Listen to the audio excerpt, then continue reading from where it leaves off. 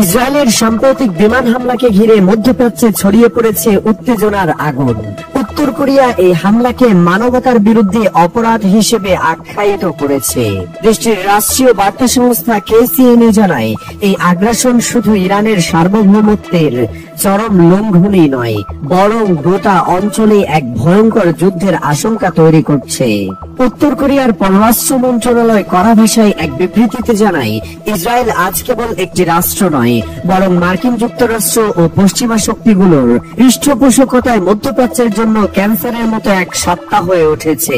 বিশ্ব শান্তি ও নিরাপত্তার জন্য এটি এক ভয়ানক হুমকি। 13 জুন রাতে ইসরায়েল তেহরানের আকাশে ব্যাপক বিমান হামলা চালায়। লক্ষ্যবস্তু ছিল সামরিক ও পরমাণু স্থাপনা।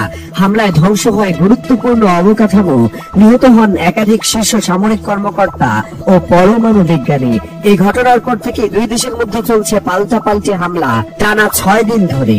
ইরান পাল্টা জবাব দিতে গিয়ে ছুড়েছে প্রায় 400টি ব্যালিস্টিক ক্ষেপণাস্ত্র এবং 1000 ড্রোন।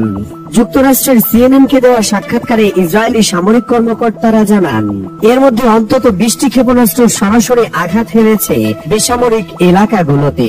এখন পর্যন্ত নিহত হয়েছেন অন্তত 24 জন ইসরায়েলি, যাদের মধ্যে রয়েছে বেসামরিক নাগরিক ও সেনা সদস্য।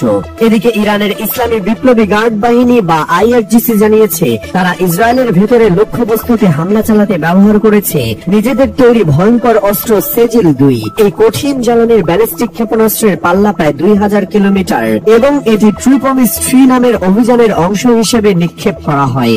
IRGC এক বিবৃতিতে বলে, সেজিল-2 ক্ষেপণাস্ত্র দিয়ে ট্রু প্রমিস 3 এর দ্বাদশ তরঙ্গের হামলা শুরু হয়েছে।